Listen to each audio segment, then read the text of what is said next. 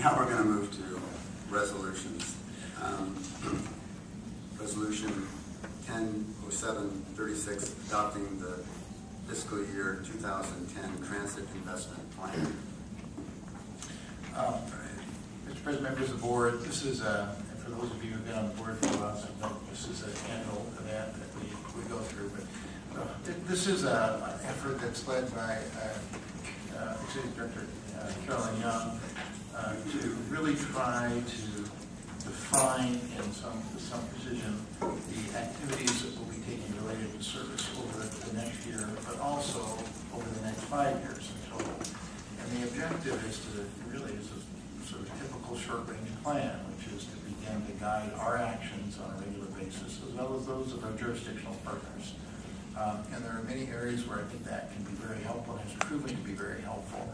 But what we hope to do is give you a fairly lengthy, if you will, presentation about this, because it is a fairly, I think, important document for TriMet overall.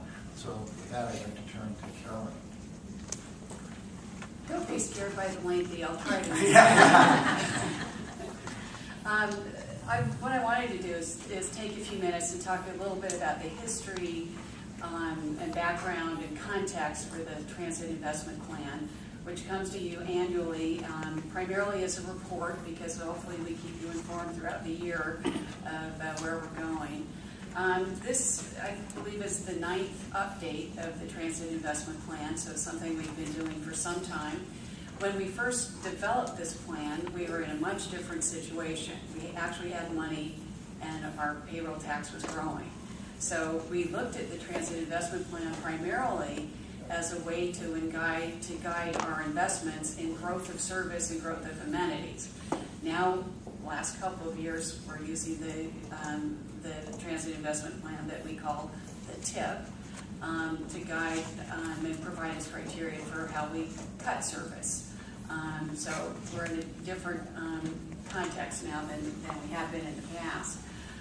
The Transit Investment Plan is developed by a group of planners that I coordinate. Alan Lato is here from Capital Projects Planning, Drew Blevins from Marketing, and then Service Planning, of course, plays a key role. And we all take parts of this plan and have responsibility for updating it. So with that context, there's a presentation that should be in front of you that you can follow along, and please interrupt me as we go as you have questions.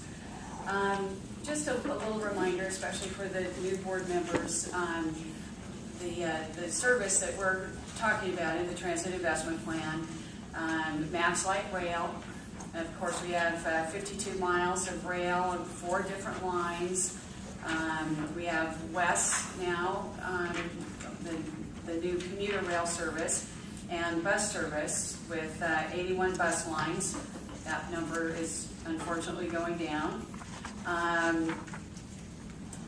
We have a mix of vehicles, high floor and low floor vehicles on those bus routes. So a large part of what we have focused on in the TIP is frequent service. And frequent service really came about as we developed the TIP. And because we realized that frequency was very important to our riders. So through the criteria of the TIP, we expanded the frequent service network from 0 to 12 routes.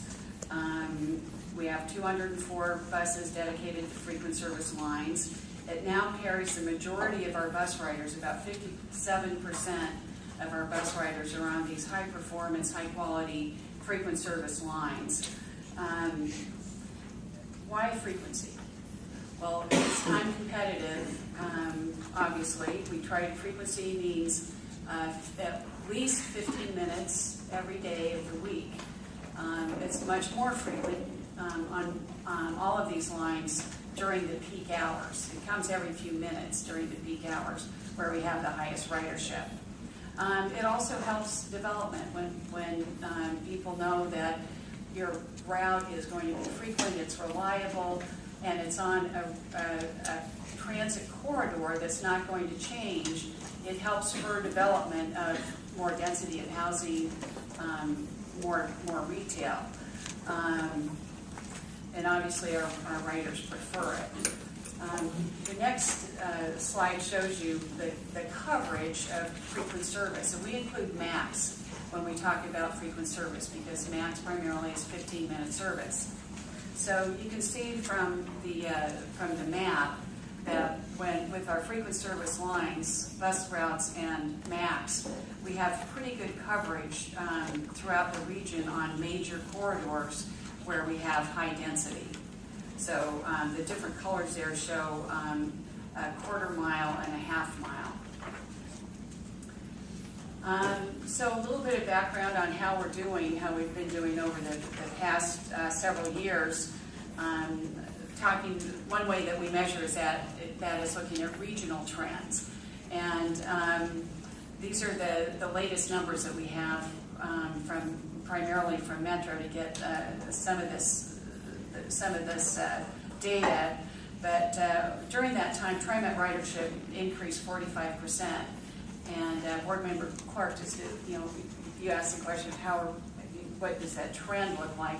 Well, it looked great for about 20 years until last year.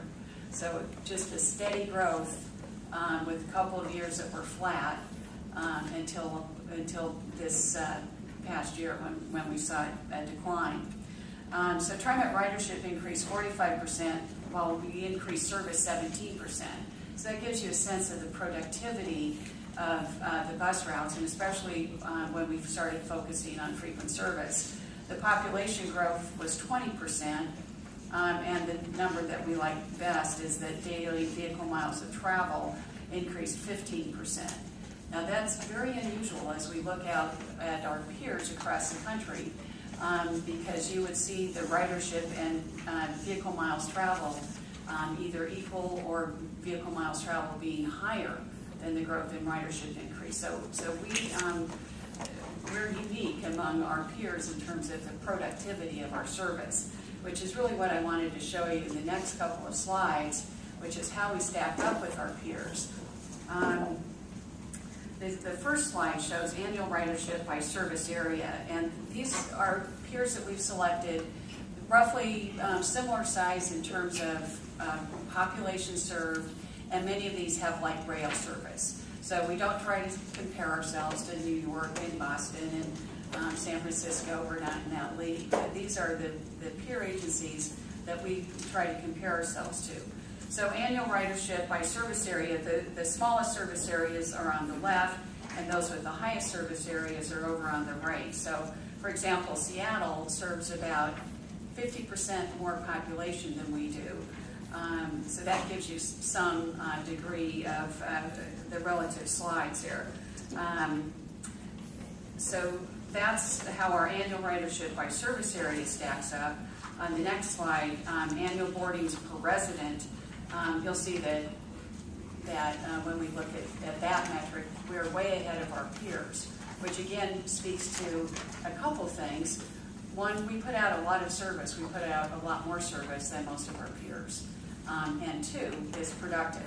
And the way we've helped make this productive is by focusing our investments on those corridors where we can get a lot of ridership, where there's a lot of population, and we can move people easily to where they want to go. And then finally, weekend boardings is where we really shine. And again, this is a reflection on focusing investments on transit corridors. It really is that transit and land use try to line up so that we put the transit where the people live, and because of our land use planning in this region through Metro and the local governments and zoning requirements, we can all work together to focus those connections so that it works for people in a way to get them from their homes to their jobs and from their homes to other places that they want to go. So just with that context, that's how we develop the TIP is looking first to Metro, which is the regional planning agency, And Metro goes through an extensive planning process for their transportation plan. So this next slide shows you the Metro regional transportation goals. And our role is really to take the transit portion of the regional transportation plan and implement it. So the plan's developed by Metro with extensive public outreach. Then our job is to implement the transit portion of that. So the goals are to expand transit to keep up with population growth, to serve employer work sites, manage increased congestion, limit air pollution, and serve regional land use patterns. And I think that last point is probably the most important point and really emphasizes why we in Portland stack up so well with our peers, because we really try to match up where people live and where they want to go. And some examples of that are in the next slide, where we look at making connections. Obviously, a lot of our service comes into the central city where a lot of jobs and shopping occur. We look at regional job centers. We match up with recreation areas like the Rose Quarter. We have service to the airport, the zoo. We try to match up our service with schools, shopping centers, and hospitals. So those are the types of areas that we want to serve. And if you remember back on that weekend ridership chart, a lot of transit properties focus most of their service on commute hour into the central city. And because of our land use connections and the good planning that's occurred in this region, we have terrific ridership on the weekends to go to things that aren't jobs, to these, to recreation and to shopping and to the other types of things that you need transportation.